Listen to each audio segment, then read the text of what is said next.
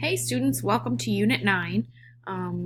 We will be focusing on spacing and punctuation, proofreaders' marks, designer rules versus traditional practices, various spaces, macOS keystrokes, various quotation marks, type crimes, and editing hard copy versus soft copy layouts. So some of that stuff you can definitely find if you go to your instructions. You can see all of that in your textbook, pages 210 through 217. You want to follow along with the Unit 9 exercise, which requires you to download the document that I provided, which is here, Unit 9 exercise file. You'll go into that exercise, and then you will do, if you're on a PC, you'll do a Control-A to select all within the text box. There's some kerning type there. And then you'll also do a Control-I to be able to check for spelling within InDesign. And you can find any or all errors on this document. It's called kerning. And then you will correct them using a spell check and change to feature within the document. It will review the entire document and find any misspellings. There's typos, there's poor punctuation, and also misspellings, extra spaces. And so be very, very good about not only using Control-I to do it, but also using your own eyes to read and make sure everything is correct. Line spacing, leading, all of that, just be really detailed in what you're finding.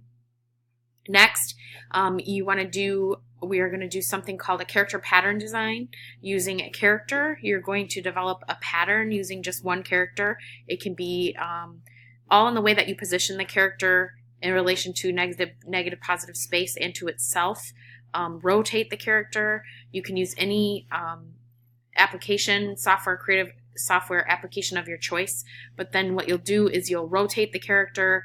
It can be a letter, numeral, or special character, and create a pattern out of it. I provided some options and some examples here. For example, is the letter R.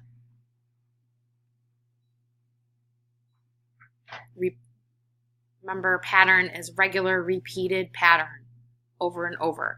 Doesn't mean you can't switch it up a little. This one goes left to right and then flipped, going right to left, going downward. And then I also have a second example for you, which is the small letter F.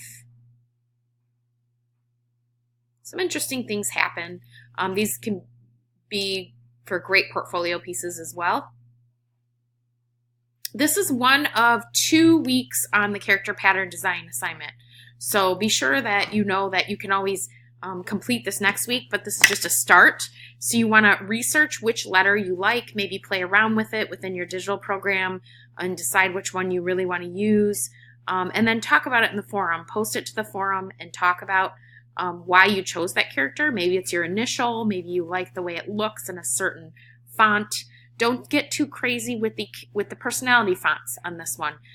Stick really closely to like a classic typeface, as you saw with the R and the F. Yes, they were different fonts, but they weren't too personality ridden.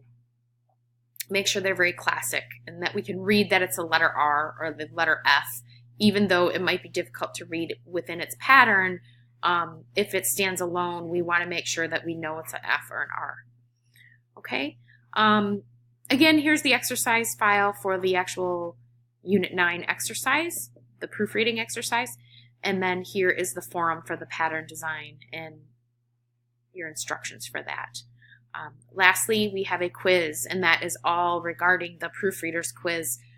That has everything to do with what you learn in your textbook,